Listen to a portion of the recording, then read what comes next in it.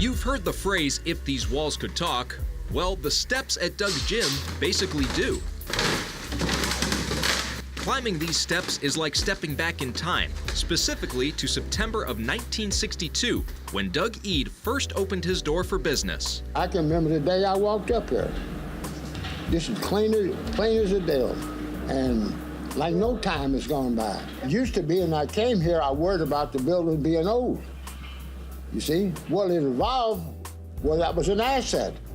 People would come here and do commercials. I don't want to go in those modern places.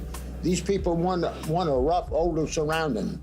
Ironically, Eidd says it was a lack of businesses wanting to be in his corner of downtown that allowed him to stay for so long. It was a blessing to me because the rent was real cheap. Deep Elm was nothing but an industrial wasteland.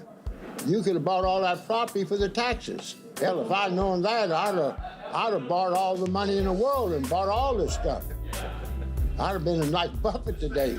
Of course, Dallas has been booming for the last several years, and it's now caught up to his back door, literally.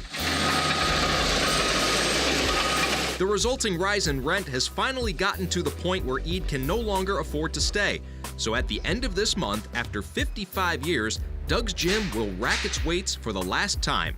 But the 87-year-old, who's been the only employee here for the entire run, is at peace with it. I wanted to leave while I was healthy and strong. I'm a realist. I know that, you can't continue forever. It just has to be an end. His members know that too, but for some who have been there for decades, it's tough to take. From the day I started to the day I leave here, it's like you're home. As soon as you walk up those steps, it's like, I feel like I'm just home. That home has had some notable visitors over the years, from pro wrestlers to world-renowned bodybuilders to Gregory Hines on multiple occasions. Eidd will take those memories home with him, and actually, he'll be taking more than that. This equipment here, half of it, I got a backyard, it's 5 times this big.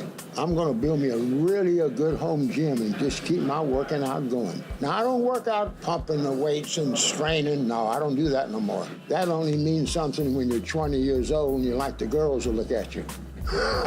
Some of his members also plan to use his home gym mainly to stay in touch with the man who's given them as much life advice as training tips. But as another saying goes, nothing beats the original.